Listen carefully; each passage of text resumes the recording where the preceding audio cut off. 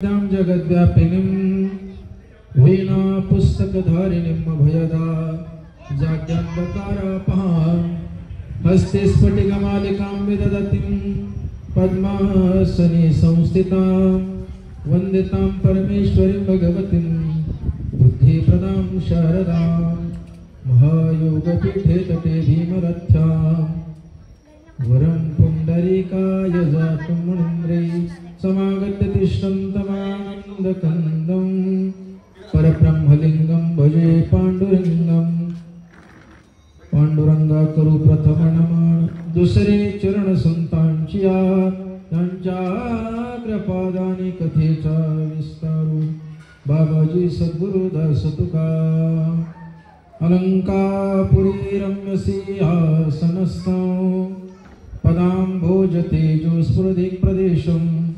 विदिन्द्रादिदैवे सदा स्तूयमानं समाधिस्थमूर्तिं भजे ज्ञानदेवं नमो ज्ञानेश्वरा निवृत्ति उदारा सोपानदेवा मुक्ताबाई नमो त्रिभुवन पावनी आद्यत्रय जननी देवाची देवा तुची गणेशु सकलारतमति प्रकाशु म्हणे निवृत्तिदासु अवधारी जोजी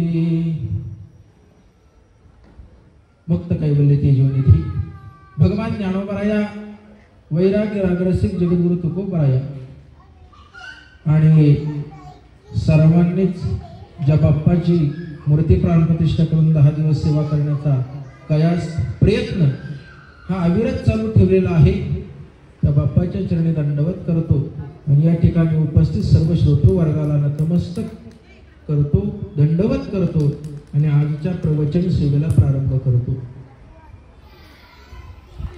जी ओवी तुमच्या समोर घेतलेली आहे ती ओवी ज्ञानोबरायांची ज्ञानेश्वरी मधील दुसऱ्या क्रमांकाची ओवी आहे। कोणतेही कार्य सुरू करायचं म्हटलं की आपल्याला गणरायाची आराधना करावी लागते। पहिली गोष्ट आपण गणरायाची आराधना केल्याशिवाय कोणतंच कार्य पूर्णत्वास नेऊ शकत नाही। माझा आवाज येतो ना तुमच्यापर्यंत? बाकीचे डिस्टर्ब करतात त्यांचं सोडून द्या पण आपण डिस्टर्ब व्हायचं नाही नाही का? जरा तिकडच्या पोरांना शांत करा थोडस एक अर्धा तासच बोलणार आहे जास्त बोलणार नाही। जेवढं बिल आहे तेवढंच युनिट पडणार जास्त काही युनिट पडणार नाही त्याच्यामुळं ऐका वेळोवेळी काही तुम्हाला प्रवचन सांगण्याकरता मी इथे येणार नाही। आजच आलोय पहिल्यांदाच आलोय पुन्हा येईल का नाही सांगता येत नाही त्याच्यामुळं ध्यान देऊन ऐका। तुम्हाला सांगू का तुम्हाला बरं वाटेल असं मी प्रवचन तुम्हाला सांगणार नाही पण तुमचं बरं होईल असं प्रवचन तुम्हाला सांगणार याचा विचार जरा आपण केला पाहिजे। ओय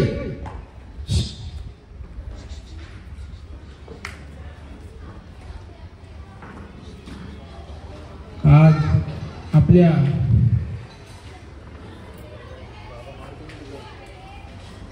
न्यूरिगल सोसायटी आणि या सोसायटीमधील श्री गणेश मंडळ आणि त्या मंडळातील सर्वच अधिकारी पदाधिकारी मंडळी यांच्या सौजन्याने या ठिकाणी येण्याचा योग आणि सर्वच मंडळी या ठिकाणी उपस्थित आहेत। त्यात प्रथम सोसायटीचे चेअरमन प्रशांत भाऊ महाजन, मंडळाचे अध्यक्ष महेशदादा किरवे, मोहन बरवडे, प्रदीप लालवानी आणि सुशांतजी ढोले आणि ज्यांच्यामुळे या ठिकाणी येण्याचा योग आला ते आमचे बंधू आशिष भाऊ कट आणि या ठिकाणी प्रवचन करण्याचा योग आहे तो यांच्यामुळे मला प्राप्त झाला आहे त्यामुळे त्यांचा नामोल्लेख करणं एक फार महत्त्वाचं आहे। असो आपल्याला आजचा मूळचा विषय आहे गणपती बाप्पा प्रत्येकाच्या जिव्हाळ्याचा विषय प्रत्येकाला माहित असणारा विषय पण हा जो गणेश उत्सव साजरा होतो या गणेश उत्सवावरती अनेक पद्धतीची गाणी झाली, कथा झाल्या, गणपतीच्या कथा झाल्या, सर्व गोष्टी आपल्याला ज्ञात आहे. पण पुराण काळातील गणपती बाप्पा आणि आजचा गणपती बाप्पा बसवण्याच्या पद्धती वेगवेगळ्या झाल्या. मला माझं वैयक्तिक मत आहे, माझ्या मताशी तुम्ही सहमत आहात की नाही हे मला काही घेणं देणं नाही. पण माझं वैयक्तिक मत असं आहे की गणेश उत्सव हा सण मला आवडत नाही. काय हा सण मला का आवडत नाही याची तुम्हाला अनेक कारण मी सांगेन. तुम्ही म्हणाल महाराज आहेत, तुम्ही कीर्तनकार आहेत, तुम्ही हजारो गाव फिरता, त्या देवाची उपासना करता आणि त्याच देवाच्या सणाला मानत नाही. असं का तुमच्या मनात प्रश्न येणं साहजिक आहे. पण एक मुद्दा तुमच्या समोर प्रकाशित करेल, मला हा सण आवडत नाही का? अहो 10 दिवस बाप्पा आपल्या देतो ना महाराज, मग तुम्हाला हा सण का नाही आवडत? 10 दिवस देव आपलं घर सोडून आपल्या घरामध्ये राहायला येतो, मग तुम्हाला हा सण आवडत का नाही? याचं कारण आहे, याचं सुद्धा कारण आहे. अहो 10 दिवस त्या देवाला आपण बसवतो, पण त्या 10 दिवसामध्ये आपल्याकडून विटंबना त्या देवाची होते, म्हणून मला असं आवडत.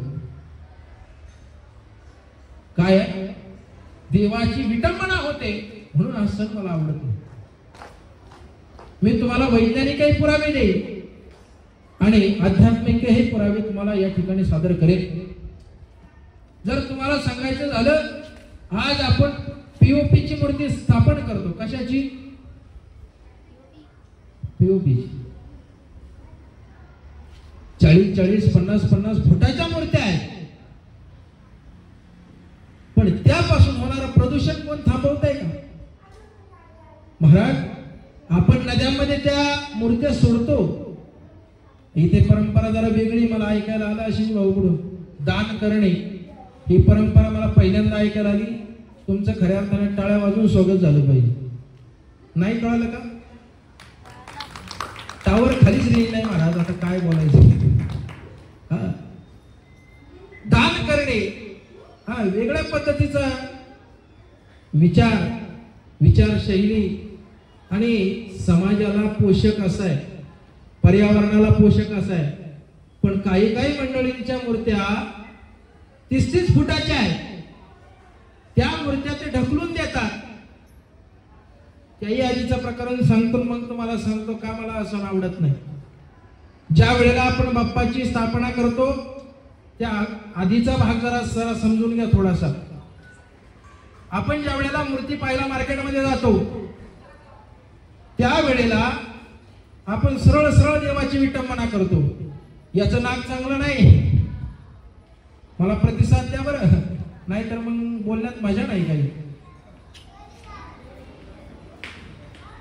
आपण सरळ देवाची विटंबना करतो. ह्या मूर्तीचं नाक चांगलं नाही, दुसरी बघा म्हणतो ना आपण, बरोबर आहे का नाही? सरळ आपण म्हणतो हे देवाचं मुकुट बरोबर नाही आहे, दुसरी मूर्ती पहा. पाय काय वाकडा ठेवलेला आहे, रंग काय बरोबर मारलेला नाही, त्याला हिरे जडित मुकुट ठेवलेला नाही. बदली करा, ही मूर्ती आपल्याला दुसरी पहा. अहो 5 फुटाची आहे, 8 फुटाची पहा. आपल्या मंडळात काय कमी पैसे आहेत का? हा वैचारिक धर्म आपला झाला, विटंबना झाली ना देवाची. खऱ्या अर्थाने आपल्या हिंदू धर्मावरती बोटं ठेवणारे आपलीच माणसं आहेत. काल परवाचं प्रकरण आहे. एक महामूर्ख उभा राहिला.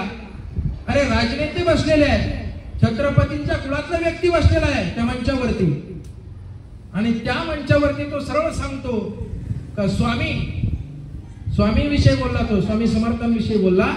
तो म्हणतोय का काय फक्त लंगोटी घालून घरामध्ये आपला माणूस फिरेल काय, आपला पोरगा फिरेल काय? अरे स्वामींच्या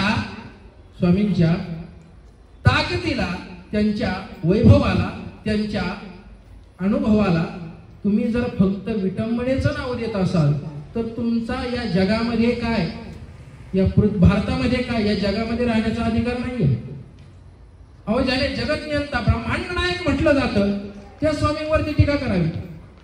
अरे ज्याचा बाप संपूर्ण जगाचा मालक होता, संपूर्ण जगावरती त्याने राज्य केलं, दशरथ, त्या प्रभू रामचंद्राला आपण नाव ठेवतो. आपली लायकी तरी का? हे समाजाला कधी कळणार? महाराज आपल्या धर्मावरती टीका दुसरी लोक करत नाही, आपलीच लोक करतात. मी तुम्हाला सांगू, तुम्हाला वाईट वाटेल, पण अति शिकलेली लोक, अति ज्ञान कमावलेली लोक त्यांचे डोके गुडघ्यात असतात. हे बोलायला काय हरकत? तुम्हाला आवाज येतो ना? अति जास्त शिकलेली लोक, त्यांना असं वाटतं आम्ही भगवंतापेक्षा, देवापेक्षा काहीतरी जास्त, काहीतरी सरळ शिकलोय. महाराज आज लोक टेक्नॉलॉजीने भंगार झाली, आज फक्त टेक्नॉलॉजीच्या मागे लागले. तुम्हाला सांगू, माझ्या ज्ञानोबरायांची टेक्नॉलॉजी किती आहे? माझ्या ज्ञानोबरायांनी आज आपल्याला जो शोध लागलेला आहे, घड्याळाचा शोध ज्ञानोबरायांनी 12व्या शतकात लावलेला आहे. आपल्याला 17व्या 18व्या शतकात घड्याळ पाहायला भेटले, 19व्या शतकात, ते पण भिताडावरचं, हातातलं सोडून द्या. हे घटिका यंत्र जैसे परिभ्रमे का, ज्ञानोबराय सांगतात ना. पण ज्ञानोबरायांवरती विश्वास नाही का आपला? इथं कोणी जर विज्ञानाचा तत्वज्ञाता असेल, तत्वज्ञानी असेल, तर त्याला माझा प्रश्न आहे, तुम्ही जे जे शोध लावले त्याच्या मागे अध्यात्माचा एक तरी अंश आहे की नाही, याचा जरा विचार करा. आहेच. प्रत्येक वेळेला ज्या ज्या वेळेला विज्ञानाचा कोणता ना कोणता शोध लागला, त्या शोधामाग अध्यात्म आहे. अध्यात्म. न्यूटनने ग्रॅव्हिटीचा शोध लावला, बरोबर आहे ना? ग्रॅव्हिटीचा शोध लावला, पण तो ग्रॅव्हिटीच्या शोधार्थात तो काय म्हटलाय? शेवटचं वाक्य त्याचं आहे, हा शोध मी लावला आहे का नाही हे मला माहित नाही, पण हे फळ खाली पडलं, या अर्थे या फळाला खाली खेचणारी शक्ती कोणती तरी आहे, ती शक्ती मला वर्णन करता येणार नाही. हे कोणाचं वाक्य आहे? ग्रॅव्हिटी ज्याने दाखवून दिली त्याचं वाक्य आहे ना. मग आपण याच्या अध्यात्मावरती विश्वास का ठेवत नाही? आपण आपल्या धर्माची, अध्यात्माची विटंबना का करतो हे आपल्याला कळायला पाहिजे ना. मी सांगत होतो, टेक्नॉलॉजीच्या आहारी गेलेलं आपले जग आहे. इतकं टेक्नॉलॉजीच्या आहारी गेलंय की आज आपण एक वेळ जेवलो नाही तरी चालेल, पण 1 सेकंद मोबाईल बाजूला जात नाही. आजची परिस्थिती आहे. आज इथे कॉर्पोरेट सेक्टरमध्ये काम करणारी मंडळी आहे, चांगल्या चांगल्या हुद्द्यावरती असणारी मंडळी या ठिकाणी आहे. मला सांगा, तुमचा नातू, तुमचा पोरगा किती वेळ मोबाईल पासून दूर असतो? किती वेळ? अध्यात्म तुम्ही तरी सांगा. तुमच्या काळामध्ये मोबाईलची सुविधा नव्हती, त्यावेळेला तुम्ही तुमच्या मुलाला एका खांद्यावरती, कडेवरती घ्यायचं, स्वयंपाक करायचा, त्याला शांतही करायचं, स्वयंपाकही करायचा, ते प्रकरण असायचं. पण आताची आई काय करते? डबड हातामध्ये देते, बाजूला बस म्हणते, कोणाला? पोराला, आणि मग स्वयंपाक करते. आणि सहज म्हणून जातात ह्या बाया आजकालच्या. अहो, तो तेवढा वेळ तरी तो शांत बसतो. कधी? मोबाईल हातामध्ये आल्यानंतर. अहो, टेक्नॉलॉजीच्या आहारी इतकेही जाऊ नका की आपलं वाटोळं होईल. आपलं सुद्धा पोरगा असंच म्हणू शकेल. कधी? ज्या वेळेला आपला वृद्धापकाळ जवळ येईल ना, त्यावेळेला आपलं पोरगा आपल्याला म्हणेल, हे घे तुकडा आणि बाजूला बस. म्हणणार नाही का? आजची परिस्थिती झालेली आहे. अहो, वृद्धाश्रम उघडत आहेत. प्रत्येक वृद्धाश्रमाच्या सुरुवातीच्या काळाला 50 ते 60 जोडपे येतात. याचा अर्थ काय आहे? ज्या ज्या उद्घाटनाला वृद्धाश्रमांच्या जाण्याचा योग येतो, त्यावेळेला फक्त म्हणावं वाटतं उद्यापासून हे वृद्धाश्रम बंद झालं पाहिजे. का? 50 ते 60 जोडपे येतात एकाच दिवशी, पहिल्या दिवशी. अहो, पहिल्या दिवशीच्या कीर्तनाला 60 लोक नसतात. परिस्थिती आजची अशी झालेली आहे. महाराज, टेक्नॉलॉजीच्या आरी जग चाललंय, हे जरा थांबलं पाहिजे. इतकं चाललंय, तुम्हाला एक उदाहरण सांगून जाईल. पोरं एवढी हुशार झाली मोबाईल मध्ये. मोबाईल आजकाल ओप्पो, विवो, आयफोन पर्यंतचे मोबाईल आहेत. 12,000 पासून ते 12 लाखापर्यंतचा मोबाईल आहे. आपल्यासारख्याला मोबाईल वापरता येत नाही, पण एवढाली पोरं मोबाईल वापरतात. आमचा काळ होता, आम्हाला क्रिकेट शिवाय करमत नव्हतं, आणि आजकालच्या पोरांचा काळ आहे पबजी शिवाय करमत नाही. महाराज, एक पोरग माझ्या जवळ आलं, मोबाईल दाखवला, म्हटला माझ्या चुलत भावाचंच पोरग होतं, म्हटलं काका हे पहा मोबाईल. म्हटलं आहे मोबाईल आहे ना, म्हटलं मोबाईल तुझ्या हातात. भाऊ म्हटलं हे पहा. काय? सेटिंग. काय म्हटला? हे पहा सेटिंग. म्हटलं आहे सेटिंग. तो म्हटला अरे काका मोबाईलची सेटिंग आहे, पण तुला नाही कळलं का? टावर खालीच गेली नाही, आता काय करावं? तो काय म्हटला? काका मोबाईलला सेटिंग आहे, पण तुझी. काळ असा आलाय, सगळं नॉलेज अडल्टनेसचं त्या बारीक मुलांना भेटतं. ज्या वयामध्ये जे करायला पाहिजे ते मुलं करत नाही, फक्त मोबाईल पाहतात. हल्ली म्हणायला लागले आमची मुलं फार हुशार आहेत, आमची मुलं फार हुशार आहेत. महाराज, आज तुम्ही कधीही इंटरनेटवरती सर्च करा, 40% मुलं मतिमंद झाली, याचं कारण मोबाईल आहे. किती? 40% मुलं मतिमंद झालेली आहेत. म्हणून सांगतोय, आज टेक्नॉलॉजीच्या आहारी जाऊ नका, धर्म पालन करा. आज जर आपल्या स्वामींवरती कोणी बोट ठेवत असेल तर आपण उठलं पाहिजे, बोललं पाहिजे. आज फक्त स्वामींच्या आरतीला जाऊन उपयोग नाही, स्वामींच्या मंदिरात जाऊन पाया पडण्यात अर्थ नाही, पण जर स्वामींविषयी कोणी बोलत असेल तर सडेतून उत्तर आपण दिलं पाहिजे. त्याच पद्धतीनं आपण गणपती बाप्पाचंही करतोच ना. माझा मुद्दा काही लांब जाणार नाही, मी तिथंच येणार आहे. काय आहे? रस्ते चांगले असल्यानंतर गाडी लांब होऊन गेली तरी चालते. उगाच कशाला गाडी दगडाच्या रस्त्यात घालायची? फिरून आपण त्याच चौकात येणार आहे. गणपती बाप्पा आपण सहज म्हणतो याची सोंड बरोबर नाही, याचं मुकुट बरोबर नाही, ही विटंबना आहे देवाची. इथून विटंबनेला सुरुवात होती. काही लोक म्हणतात प्राणप्रतिष्ठा होईपर्यंत देव नाही. अरे प्राणप्रतिष्ठा होईपर्यंत देव नाही, पण तुला माहिती ना कोण आहे? दिसल्यानंतर दिसतंय, सोंड आहे. गजाचं शरीर आहे ना, कोणाचं आहे? गजाचं तोंड आहे ना, कोणाचं आहे? गजाननाचंच आहे ना, दुसरं कोण आहे? माझा मुद्दा तुम्हाला कळत नाही का? तुमच्या चेहऱ्यावर असे आविर्भाव दिसत नाही मला. वेगळ्या पद्धतीने सांगू का थोडस? काय आहे, ज्या वेळेला आम्ही अनेक गावांनी फिरतो महाराज, प्रत्येक गावात वेगवेगळ्या पद्धतीची लोक आहेत, पण मला तर असं वाटतं इथं 5G ची लोक पाहिजे. काय समजतंय ना? 5G ची लोक पाहिजेत का? कारण लगेच कॅच करता आलं पाहिजे. मैदानातला चेंडू कॅच करण्याकरता फिल्डर जेवढ्या वेगवान लागतो ना, तेवढा तिथं श्रोता सुद्धा वेगवान लागतो.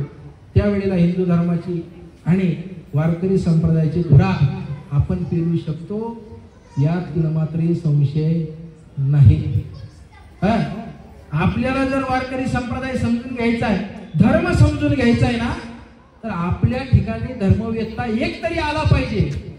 वर्षातून एकदा तरी प्रवचन कीर्तन झालं पाहिजे. आपल्याला हे कधी कळायचं?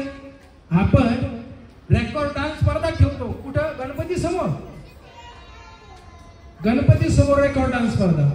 गणपती समोर काही महाभाग बाया नाचवतात. हो, डीजे वाजवला जातो.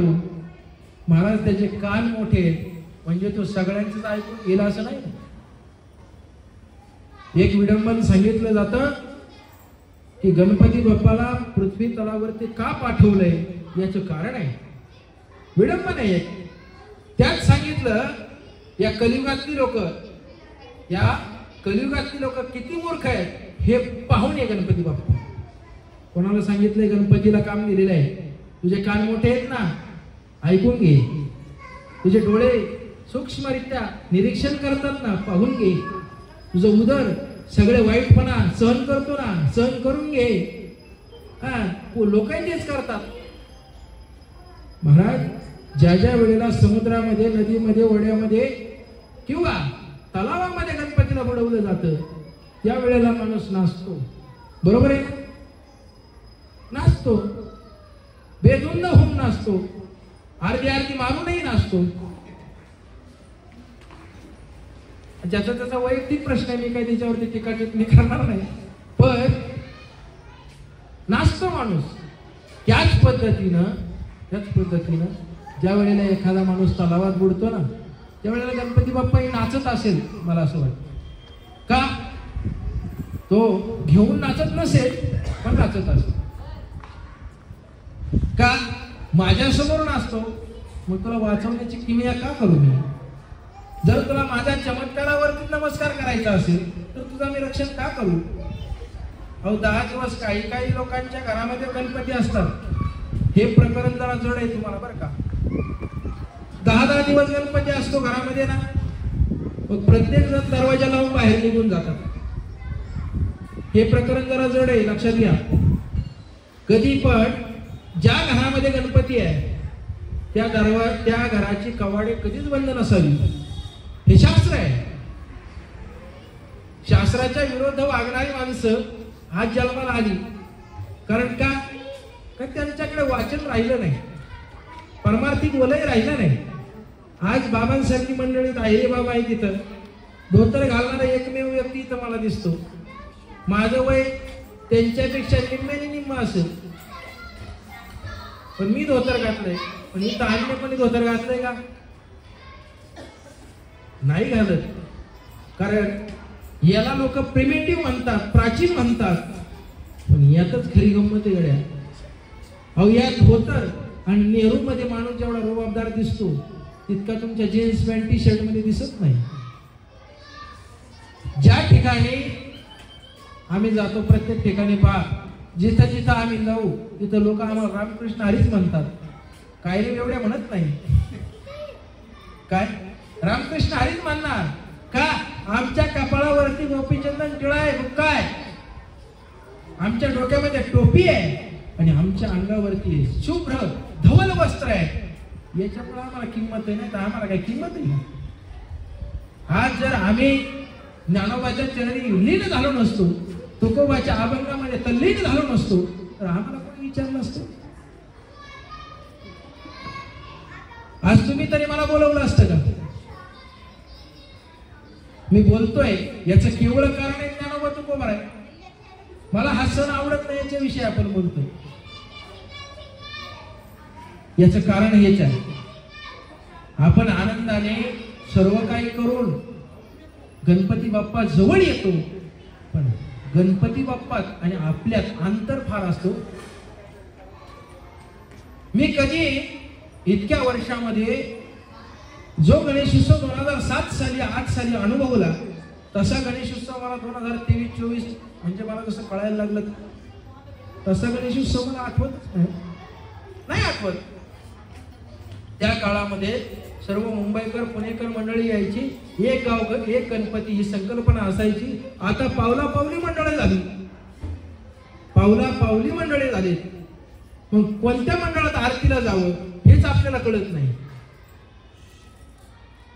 या सोसायटीत यावं का तिकडे महाराजाकडे जावं, नक्की कुठं जावं हेच आपल्याला कळत नाही. आज तुमच्या काळातला गणेशोत्सव आणि आमच्या काळातला गणेशोत्सव यात फार मोठी तफावत आहे. 2007 सोडून द्या,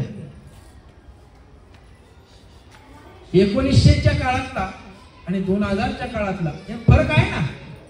त्या काळात तरुण मुलगा असो लहान मुलगा असो स्वतः हाताने मातीचा गणपती बनवायचा, 10 दिवस त्याची स्थापना करायची, एवढं कवाड बनवायचं, वरतून झाकण पाकण टाकायचं, त्याची आरती 10 दिवस करायची. लहान पोरांची कामं होती, लहान पोरं 10 दिवस आनंदाने करायची. पण आता लहान पोरं फक्त खेळतातच, दुसरं काही करत नाही. लहान पोरांचं कामच राहिलं नाही हो. का राहिलं नाही? आपण त्यांना आधू केलंय. काय केलंय? आधू केलं. आधू. माझी संकल्पना तुम्हाला पटायची नाही, पण ही संकल्पना जर तुम्ही राबवली तर तुमचं पोरग कधी वाया जाणार नाही, कधीच वाया जाणार नाही. आज कॉर्पोरेट क्षेत्रातलीच लोक आहेत, तुम्हाला सांगायला काय हरकत नाही. वारकरी, शेतकरी हे दोन वर्गाचे आई वडील घरात असतात. नाही तर इतरांचे बऱ्याच वेळा बरं का, इथं ते दिसतंय नाही दिसतंय तुम्हाला माहिती, पण माझ्या नजरेमध्ये मी बऱ्याच वेळा असं पाहिलंय, त्यांची आई वडील वृद्धाश्रमामध्ये आहेत ना. याचं कारण काय आहे? जास्त पैसा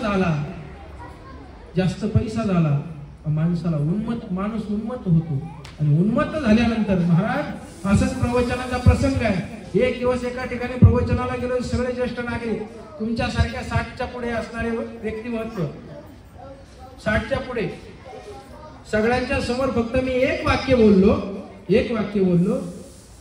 पती आणि पत्नी हे दोघे जण आहेत ना, तोपर्यंतच त्यांचं दोघांचं सुख आहे. पण ज्या दिवशी पती किंवा पत्नी या दोघांपैकी एक व्यक्ती जातो, त्यावेळेला त्याच्या इतकं दुःख या जगामध्ये कोणाला होत नाही. कारण का? त्याला 4ही पोरं असू द्या, 5ही पोरं असू द्या, कोणी सांभाळत नाही. केवळ आणि केवळ फक्त बायको आणि नवरा यांचं नातं वेगळंच आहे.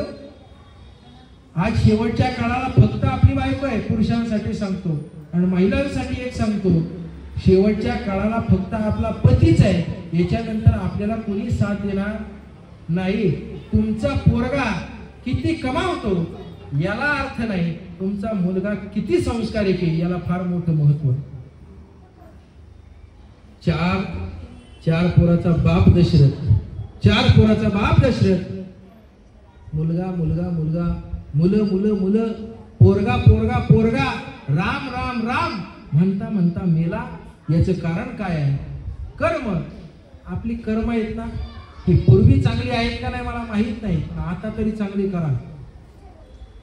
आणि तरुणांना माझं सांगणं आहे, आपण आता चांगली कर्म केली तर आपल्याला शेवटच्या काळाला आपली पोरं सांभाळतील बरं का. माझं मनाला पण सांगणं आहे, माझ्या स्वतःला, मी पण तरुणच आहे ना, स्वतःला सुद्धा सांगणं आहे की आपण चांगली कर्म केली तर आपली मुलं आपल्याला सांभाळतील. जर तुम्हाला कर्म सिद्धांत जर सर्वात प्रथम सांगायचा झाला तर एकच कर्म सिद्धांत आहे, जे आपण करू ते आपल्याला याच जन्मात भोगायचे, याच जन्मात भोगून निघून जायचे. पुन्हा जन्म नाही हो, नाही जन्म तुम्हाला परत. तुम्ही इतके पुण्यवान नाही, मी पण नाही, तुमचं सोडा, मी पण नाही. कुणीच इतका पुण्यवान नाही आहे का पुढे जन्माला येईल. आपल्याला कोणताही संत पाहायला भेटला नाही हे आपलं दुर्दैव आहे. आपल्याला कोणताही देव पाहायला भेटला नाही हे आपलं दुर्दैव आहे.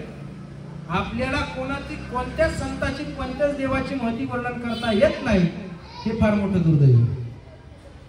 हे दुर्दैव जरा दूर लोटायला शिका. कधीचा वारा आपल्या अंतःकरणात भिनला, आपण कधीच ज्ञानेश्वरी उचकून पाहतो का? इथं ज्ञानेश्वरी ग्रंथ किती लोकांना माहिती आहे?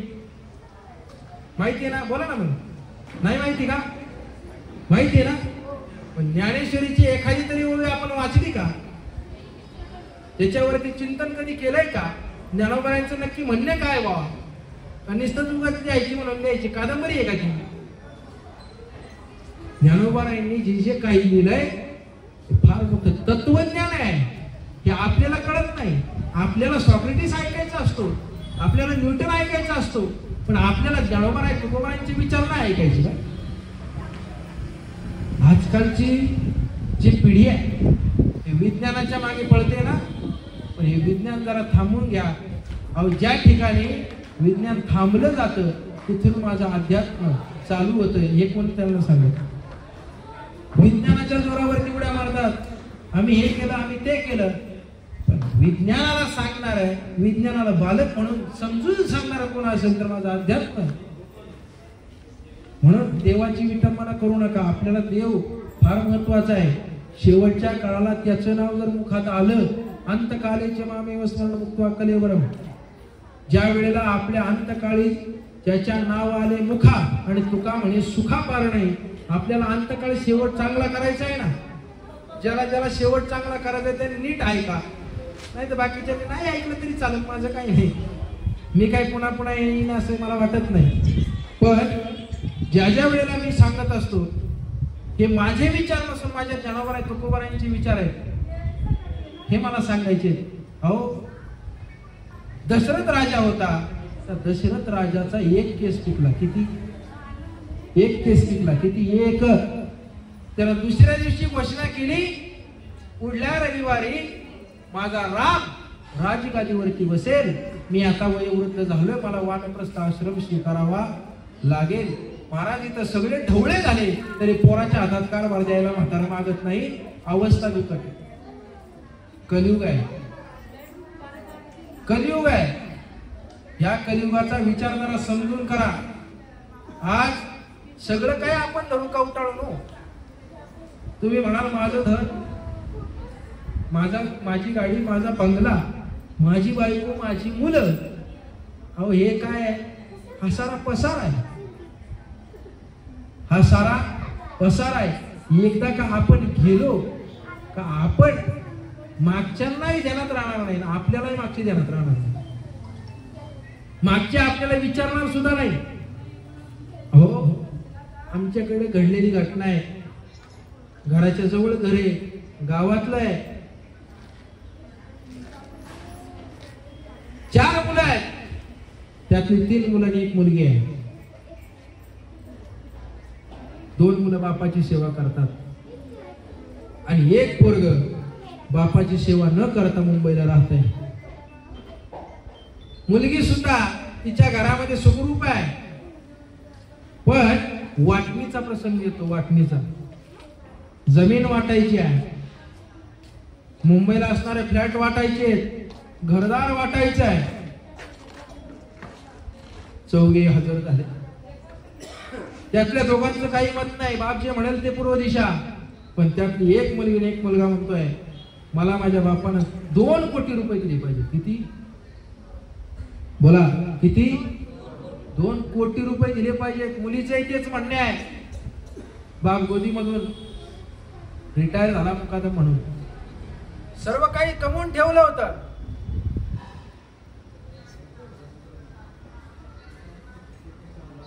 चार्जिंग संपली का?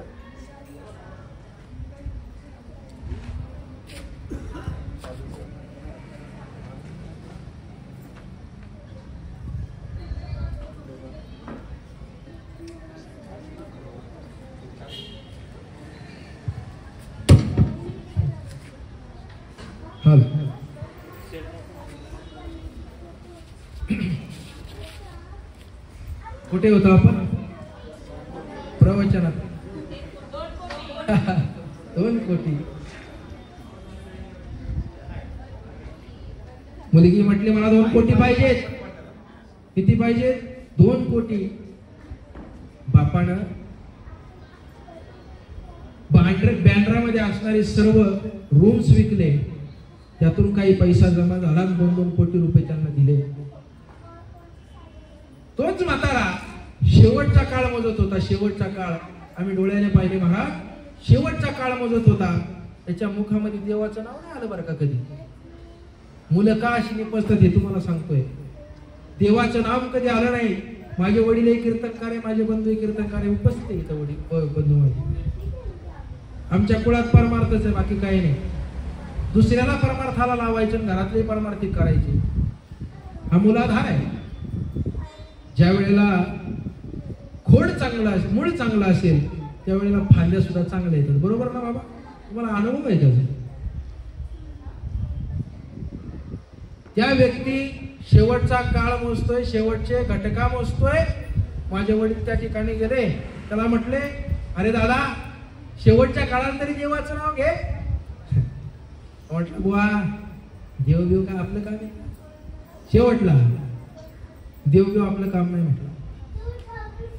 त्याला म्हटलं, अरे म्हण स्वामी समर्थ, म्हण गुरुदेव दत्त, म्हण गणपती बाप्पा. नाही म्हटला, नाही, नाव नाही घेणार म्हटलं मी अजिबात. त्याला म्हटले अरे म्हण नाम्या पोत शिव. म्हटलं तेवढं तरी बाबाला वाटलं, माझ्या वडिलांना वाटलं तेवढंच तो शिवाचं नाव घेईल. पण तो काय बोलला नाही. म्हटला बुवा मला फसितो काय, मला शेवटच्या काळाला सुद्धा देवाचं नाव घेता येत नाही. त्याची अवस्था अशी झाली, ते म्हातारं मेलं. दुसऱ्या दिवशी म्हातारं मेलं. त्याचे 2 मुलं जी होती 2-2 कोटीवाली, ती निघून गेली मुंबईला. ती निघून गेली मुलगी सासरी. त्या मुलानं फोन केला, म्हातारं वारलं काय? हा म्हटले वारलं म्हातारं, विधी करून घ्या म्हटले. आम्ही काय येत नाही. 2 कोटी रुपये बापानं दिलं. किती रुपये दिले? 2 कोटी रुपये बापाने दिले. तरी सुद्धा बापाच्या अंत्यविधीला ते पोरग आलं नाही. याचं कारण काय? आपण आपल्या मुलांना संस्कार दिले नाही. त्या मुलाचं वय होतं 52. किती? 52 वय आहे. आता तर 22ची सुद्धा आपल्या आई बापाला सांभाळती नाही, आई बापाला जुमानती नाही. हे आपल्या कुठल्या कुठल्या जन्माचं पाप आहे हे जरा समजून घ्या. असो, आपण आर्टिफिशियल गणपती बसवतो, बरोबर आहे. आपला विषय हा चालू होता. पण बाप्पाची आपण ज्या वेळेला स्थापना करतो, घर कधीही बंद नसावं. घरात स्थापना करणाऱ्यांनी लक्षात घ्या, घराची कवाड सताड उघडी असावी. त्या घरामध्ये भगवंत येतोय जातोय. तुम्ही दरवाजा बंद केल्यावर तो कोंडून राहील ना, त्याला गरम होत नाही का? तुम्ही म्हणा आम्ही फॅन लावू. अहो फॅन लावू, पण महत्व समजून घ्या. दरवाजे बंद असतील तर त्या देवाला आर्टिफिशियल काही आवडत नाही बरं का, लक्षात ठेवा. ते आर्टिफिशियल फॅन हे ते हे आपले चोचले. आपल्याला एसी लागतो, आपल्याला लागते, आपल्याला फॅन लागतो, आपल्याला कूलर लागतो. देवाला नॅचरल हवा महत्वाची. हा सगळा प्रदूषणमय इलाका झाला.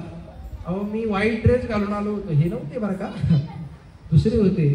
पण येता येता मी संपूर्ण काळा झालो. काय आलो? काय कारण आहे? किती अंतर आहे? 40 किलोमीटरचं माझं अंतर आहे. या 40 किलोमीटर मध्ये 2 व्हीलर वर येण्याची सुद्धा चोरी सफेद कपड्यावाल्याला. का? याचं कारण आहे धूळ किती आहे, प्रदूषण किती आहे. आज या प्रदूषणामध्ये आपण गणपती बाप्पा आणतो, पण त्याला नॅचरल काय देऊ शकत नाही का? अहो तो स्वतःच नॅचरल नसतो, तो पीयूपीचा असतो. मी सांगत होतो बारकाली पोरं जुन्या काळातली गणपती मातीचा बनवायचे, 10 दिवस पूजा करायचे, आरती करायचे, 10व्या दिवशी त्याला पुढे तरी ओढ्यात न्यायचे, नाल्यात न्यायचे. ती श्रद्धा होती. पण आजकाल श्रद्धा राहिली नाही.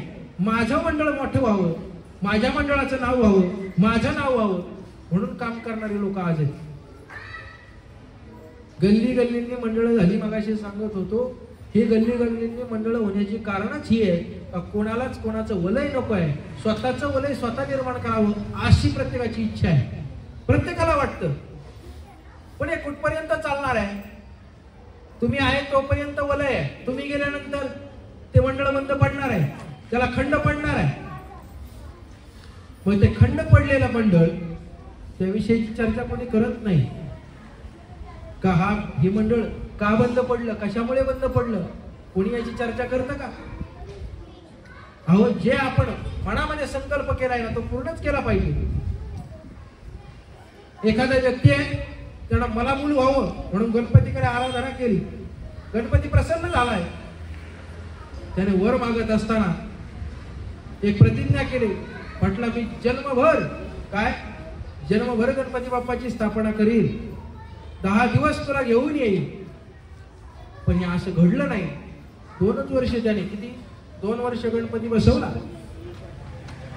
बाप्पाला घरी आणायचं, 2 वर्ष आनंद उत्सव साजरा करायचा. 3ऱ्या वर्षी त्या घरातला एकही व्यक्ती राहिला नाही. याचं कारण आहे गणपती बाप्पा बसवलंच नाही.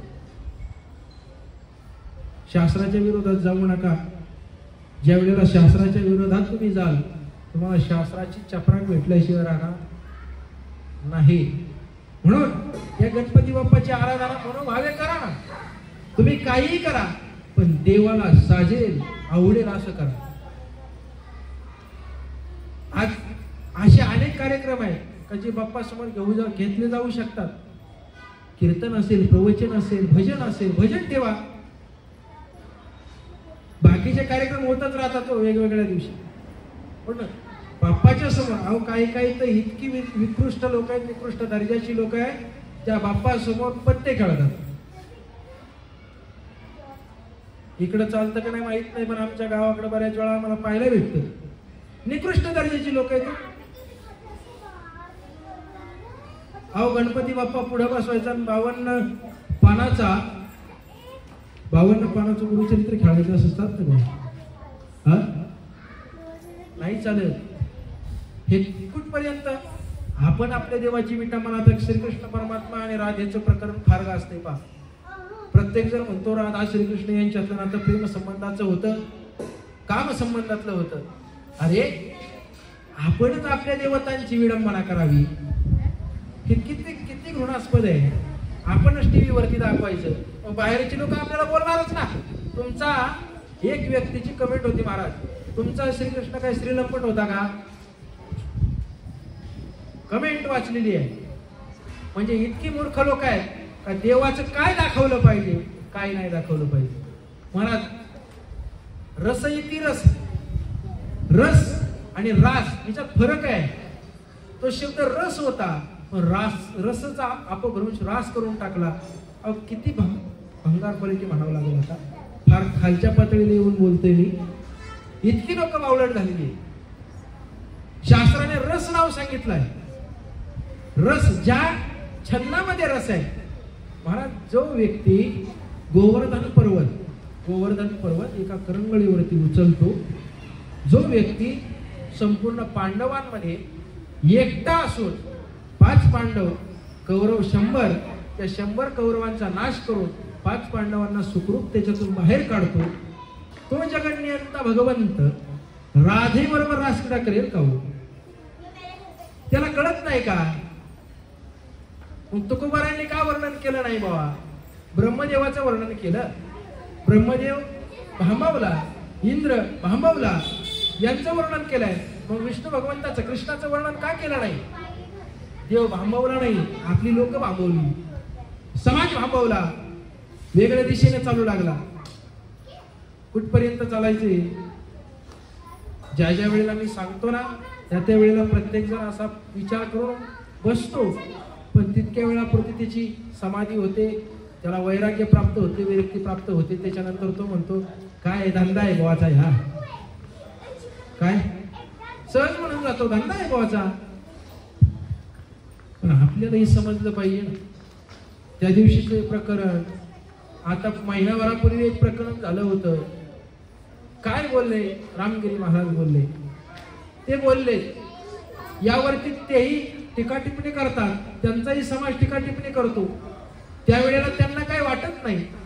पण आपल्या धर्मातील, आपल्या कुळातील, आपल्या वारकरी संप्रदायातील एखादा व्यक्ती ज्या वेळेला त्याच्यावरती बोट ठेवतो, शब्द उच्चार करतो, त्यावेळेला तुम्हाला का कळ लागावी? का कळ लागावी? म्हणून सांगायचं एवढंच मला, की आपली विटंबना आपण करून घेऊ नका. समाज करतोय, आपली विटंबना करू द्या, पण आपण स्वतः निर्भीड राहिलं पाहिजे. आपल्याजवळ आळंदी आहे, आपल्याजवळ देहू आहे, पण आजपर्यंत काही मंडळी अशी आहे देहू आळंदीचं तोंड सुद्धा पाहिलं नाही. एवढ्या जवळ राहून किती लोक आहेत तिथं? अजिमाईला आळंदीला जातात, बोटावर मोजणे इतकीच येतो. आज हे आपल्याला कळालं पाहिजे. परंपरा जोपासा ना.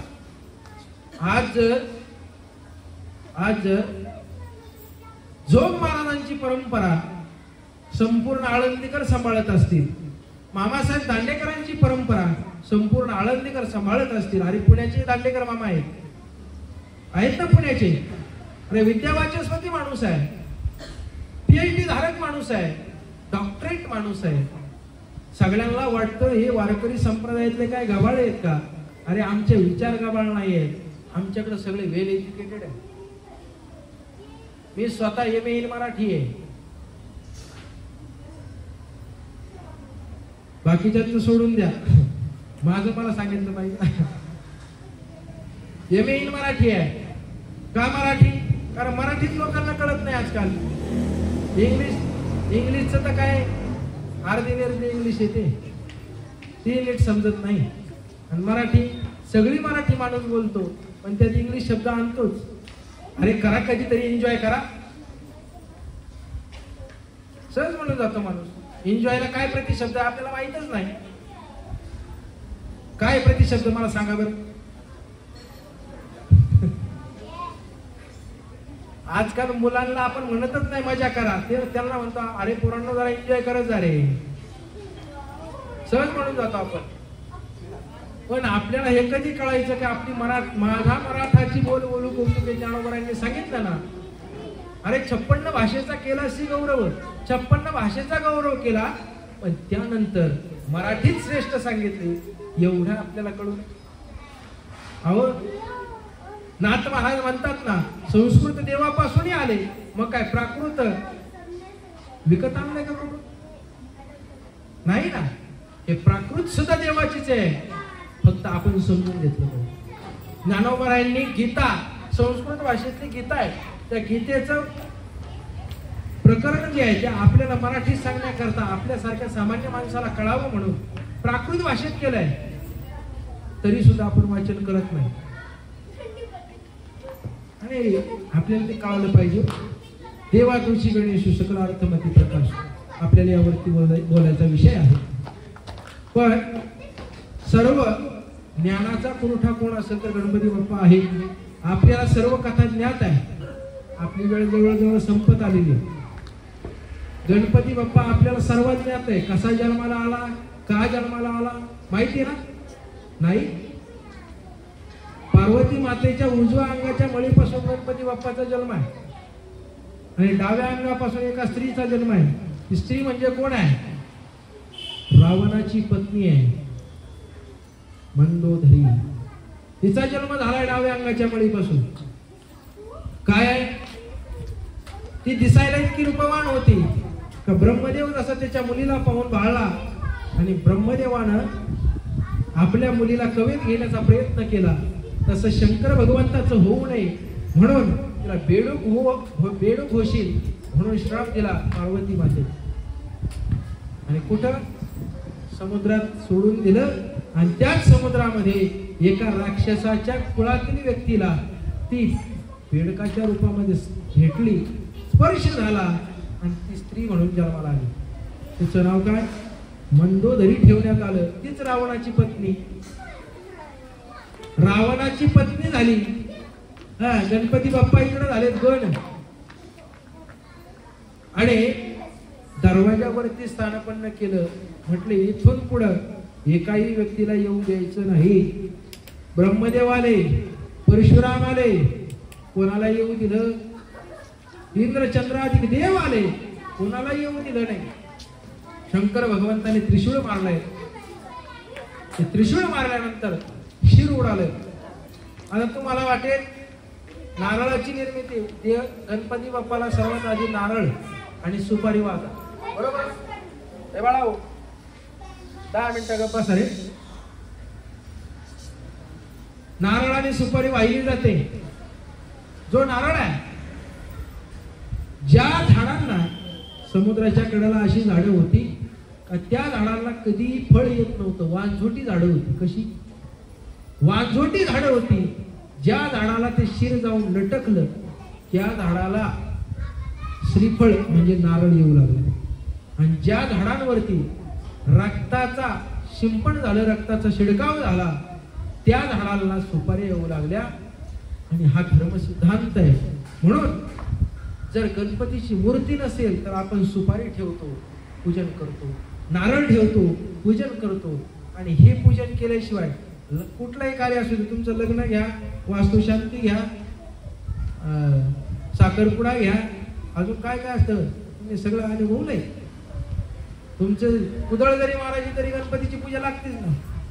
तसं काय नाही, ब्राह्मण आहेत आमच्या सोबत, मला लागल्यावर सांगायचं आम्हाला. पण मुद्दा हा आहे, गणपती बाप्पा आपल्याला का आवडतो याचे कारण आहे चराचर देव आहे ना. तसा बाप्पाला आपण पाहिलं पाहिजे. आज आपण प्लॅस्टिक ऑफ पॅरिसची मूर्ती आणतो, आपण जरा नैसर्गिक पद्धतीने जेवण जगलं पाहिजे. नैसर्गिक मूर्ती आणली पाहिजे, छोटी असू द्या पण ती नैसर्गिक असावी. असं डामडौलात मोठेपणात करण्यात काही मजा नाहीये. डीजे समोर नाचला म्हणजेच गणपती विसर्जन होईल असं काही नाही. देवापुढे भिन्न भिन्न प्रकारची गाणी लावली, हिंदी गाणी लावली म्हणजे गणेश उत्सव साजरा होईल असं काही नाही. फक्त एकच विचार लक्षात ठेवा, आपण देवाला नॅचरल कसं देता येईल याच्यावरती जरा भर द्या. आपण अर्थपूर्ण वागत नाही. ज्या दिवशी आपण अर्थपूर्ण वागायला सुरुवात करू, कधीतरी गणेश पुराण घेऊन या, गणेश पुराणाची आराधना करा, वाचन करा, त्यात तुम्हाला सगळे ते विधी पाहायला भेटेल. कशा प्रकारे कोणत्या कोणत्या गणपतीचा जन्म आहे, अष्टविनायक का निर्माण झाले, हे महाराज लोकांनीच ठेका घेतलाय का अभ्यास करायचा? फक्त महाराज लोकांनीच वाचायचे का? हे कोणी संपूर्ण समाजाने वाचलं पाहिजे. त्यावेळेला महाराज कोणता आणायचा ही अक्कल येते. हे जरा लक्षात घ्या. नाहीतर महाराज कोणताही आणायचा आई बाप सांगायचे म्हणजे झालं प्रवचन कीर्तन. याला प्रवचन कीर्तन म्हणत नाही. खरा कीर्तनाचा अर्थ काय? भक्ती ज्ञानाविरहित इतर गोष्टी न कराव्या. म्हणून वैज्ञानिक दृष्टिकोनातून तुम्हाला हेच सांगतोय का आपल्याला निसर्ग प्यारा आहे का, आपलं निसर्ग प्यारा आहे का आपल्याला निसर्ग अजिबात प्यारा नाही. या दोन गटातली लोक आहेत. ज्यांना प्रिय आहे निसर्ग ते लोक छोटासा गणपती आणतात मातीचा, त्याची आराधना करतात 5 दिवस 10 दिवस, जितक्या दिवस करता येईल तितके दिवस, आणि तेच आपल्या घरामध्येच विसर्जन त्याचं करतात. बाऊल घेतात मोठा आणि तेच कंपोस्ट खत म्हणून आपल्या झाडांना वेलांना देतात. हे आपण करू शकत नाही का? करू शकतो, पण आपल्याला करायचं नाही हो. म्हणून नैसर्गिकतेने वागा. आपला परमार्थ, आणि खरं सांगू का, आपला प्रपंच हा परमार्थ होऊ शकतो. प्रपंच परमार्थ होऊ शकतो, पण त्यामध्ये तुम्हाला खरं सांगू, विष्णू नारायण आणि लक्ष्मीची जोडी आपल्याकडे आहे ना. आपल्या बाप आणि आपली आई नारायण आणि लक्ष्मी, एवढं लक्षात ठेवा. त्यांची आराधना सकाळी केली, तुमचा प्रपंच परमार्थात विलीन झाल्याशिवाय राहणार नाही. हे सोपं आहे, पण आपण अवघडत जातो. ते तुमचा प्रश्न आहे. अवघडत जाऊ नका, याच्यातच ऐकत बसू नका. ज्ञानेश्वरी उचला, ज्ञानोबरायांचंच ऐका. जर तुम्ही नाही ऐकलं तर मग तुमचा काय शेवटही वाईट. परत तुम्हाला शेवट गेल्यानंतर लोक म्हणणार याला उचला आणि स्मशानात नेऊन ठेवा. काढा म्हणती याचा झाला भूमिभार, याचा भूमिभार झालाय, याला उचला आणि कुठे न्या? स्मशानात नेऊन ठेवा आणि पेटवून द्या. स्मशानी नेऊन आणि भडाकणी देऊन माणसाला स्मशानात नेलं जातं, पेटवून दिलं जातं. एवढाच माणसाचा काय तो शेवट. याच्यानंतर काही शेवट राखच, दुसरं काय? शरीराची होय मातीशिवाय काय आपल्याकडे? आज आपण म्हणतोय माझं. अहो, आपली बायको सुद्धा आपण मेल्यानंतर, ज्या बायकोला आपण दरवर्षी 1 तोळे का होईना सोनं करत होतो, ज्या बायकोला वर्षाला 1 का होईना पैठणी साधी साडी घेत होतो, ज्या बायकोचं ऐकून आपल्या भावाचं घर सोडून, बापाचं घर सोडून आपण बाहेर राहायला आलो, तीच बायको आपण मेल्यानंतर दरवाजापर्यंतच उभी असते. एवढं मात्र लक्षात ठेवा. आणि तुमचं सांगतो, जो नवरा, ज्या नवऱ्यासाठी आपण बाहेर सोडून इकडं आलो, भाऊ सोडला, बाप सोडला, सगळं सोडून नवऱ्याकडे आलो, तो आपण मेल्यानंतर या जगात असतो का नाही आपल्यालाच माहित नसतं. आजची परिस्थिती नाही. नामदेवरायांनी 17व्या शतकात लिहून ठेवलंय, 12व्या शतकात लिहून ठेवलंय. ज्ञानोबा म्हणतात, देहगृहीची कामिणी तवती राहिली भुवनी, मी जळत असे स्मशानी अग्नी सव एकला. ज्या आईनं आपल्याला 9 महिने 9 दिवस गर्भामध्ये वाढवलं, ती आई सुद्धा आपण मेल्यानंतर आपल्या जवळ नसते. याचं कारण आहे याचं. कारण कर्म फिरत राहतंय. प्रत्येकाचं कर्म वेगवेगळं आहे. प्रत्येक जण आपापलं कर्म हातात घेऊन आलेला आहे. जो तो आपापल्या पद्धतीने जीवन जगणार आहे आणि मरणार आहे. म्हणून एकच गोष्ट लक्षात ठेवा, आपल्याला लोक काय म्हणतील यापेक्षा आपण लोकांचा विचारच करायचा नाही. हे जरा डोक्यात ठेवा. म्हणून ज्ञानोबांनी सरळ सांगितलं होतं का, ते म्हणतात बाबा इथपर्यंतचा प्रवास कसा केला, मागं काय झाले पाहू नको. तुकोबरायांनी सुद्धा सांगितलं, मागं काय झाले पाहू नको, आत्तापासून सुरुवात कर. आत्ता लगेच या क्षणापासून सुरुवात कर.